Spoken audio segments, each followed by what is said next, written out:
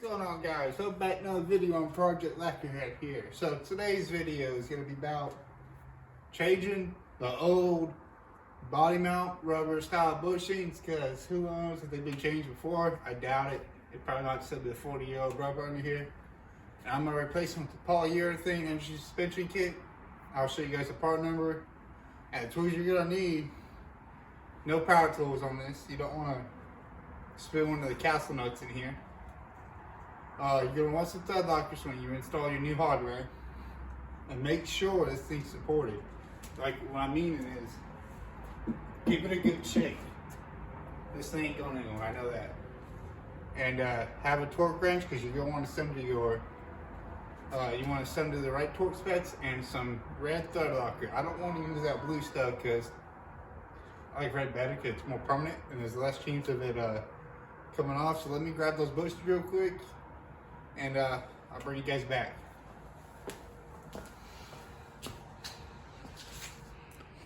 Alright guys, so here is the polyurethane bushings from energy suspension. There's your part number right there.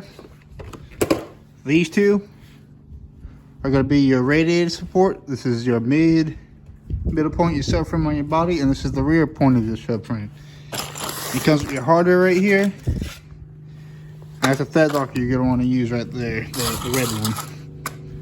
And this, I've already test fitted in my new separate connectors that will be going on after this video, the Global Westerns. They slide right in. I don't want to use that solid mount they come with. I'll bring you guys back around when I have these all ready to go, and I break those bolts loose on the car right now. Alright guys, so I got that side done basically. And this is what the car was riding on for the past 40 years. Junk. I did have to take my inner fender out because my castle nut spun on me. I got it taken care of though. Didn't have to cut the floor off. So this one is your middle point right here. And that's what it's going to look like all put together sitting in the car. And my rear point, I gotta find it again because I moved it. So let me bring you over here, show you guys. I should have painted my rotors when I put them on, but no, did I? No. So that's what it looks like. I just have the bolts loose right now. And that's your castle nut right there. And what I did was I jacked up very slowly right here on it. And that's what it looks like with that one, like I said, loosely on. And I got that side I'm about to start. But I wanted to catch you guys up on the process. And let me show you something real quick. This, for your rear body mount, did not want to come out. I thought I got the wrong bushings. No. This will get stuck. So be wary of that. So other than that, guys, it's going pretty easily so far.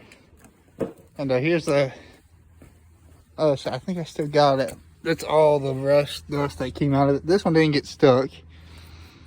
So hopefully we'll keep it going good. All of them broke loose nicely. I'm happy about that. But I'll bring you guys back around when I get the other side done. Alright guys, so there was the passenger side bushing. So it's all in together, I think, now. That was scheduled for failing jack. I had a failing jack when I was trying to finish the last bushing. That was not fun, but let me bring it over here real quick. So you guys should take a look at the passenger side. Like I said, everything's loose right now. I'm gonna go around. It's 80 foot-pounds. This is gonna be 80 foot-pounds. The one right there, it's be 100 foot-pounds on that bolt. But yeah, I need to tighten them all up and everything. But that's what it looks like right now. I'll bring you guys back around. I'll put the car back down on all fours, see if anything changes, and I'll let you guys know how it sits. All right, guys, so I got it back on all fours. To me, you guys might think I'm insane.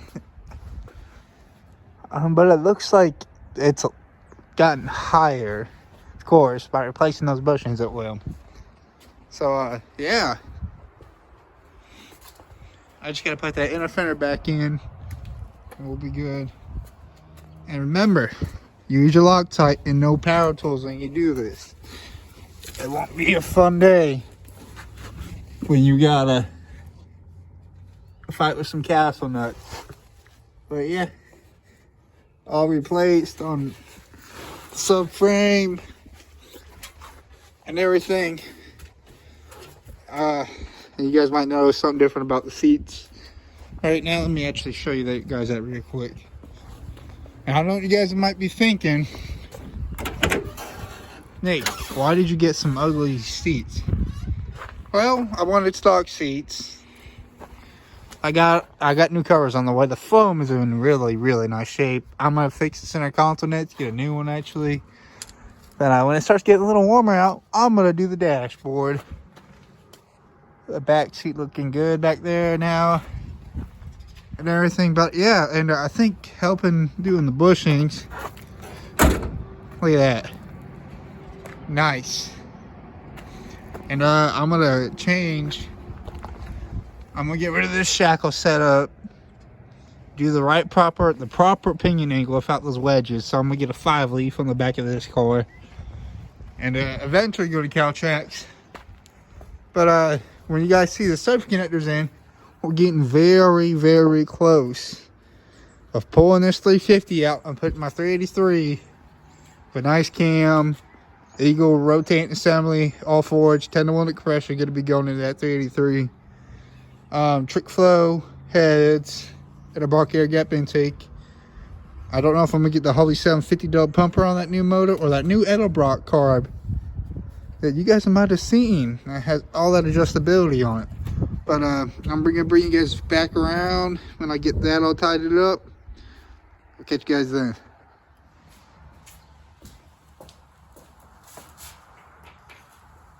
Alright guys, so this will be for today's video, replacing this old stock 40-year-old body bushings. In my opinion, that energy suspension kit is well worth the money. The instructions on it are very vague a little bit. I've had to watch other people's videos on how to actually install them the right way.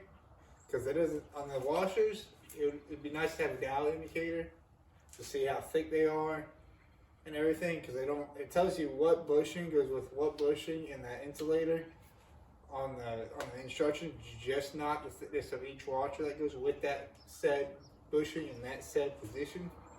But other than that, turned out great. Make sure you have 2 working jacks, because one started failing on me on that side on the last bushing, and so that was a race against if I could get that new bushing in there, which I did. But like I said, no power tools on them. You don't want to spin that calcium nut. I don't know how I did it, but as you can see when I brought you guys around the car, how much rust, dust, whatever you want to call it, fell out from each bushing. But yeah, so no power tools. Make sure you have some thread locker, and make sure you torque them to spec. Like I said, the middle ones are 80. Rear ones are 100. Front ones, I'm forgetting what they are right now. Anyway, but yeah, 180. So your least, your backest point on your subframe is 100 torque pounds, and your middle point is 80. And in my opinion, I think the car sits a lot nicer. Now, I don't know why. It might be just my eyes messing with me. But as you guys saw, I had different seats in it, and those are getting covered. The brother had seat covers on. Those are Type LT from the 77 from the right. Jumped on them. The guy wanted my seats. I wanted his seats because I wanted the stock. I wanted to be comfortable when I drive this car. It's gonna be a street car, but I'll be able to enjoy it and be comfortable in it. But yeah, we're really close now. We're putting the new 383 in here. That's gotta make this thing a freaking beast. I'll catch you guys on the next video when we install those subframe connectors. Make sure you like, subscribe, share, whatever you guys do. Just make sure you turn that bell notification on.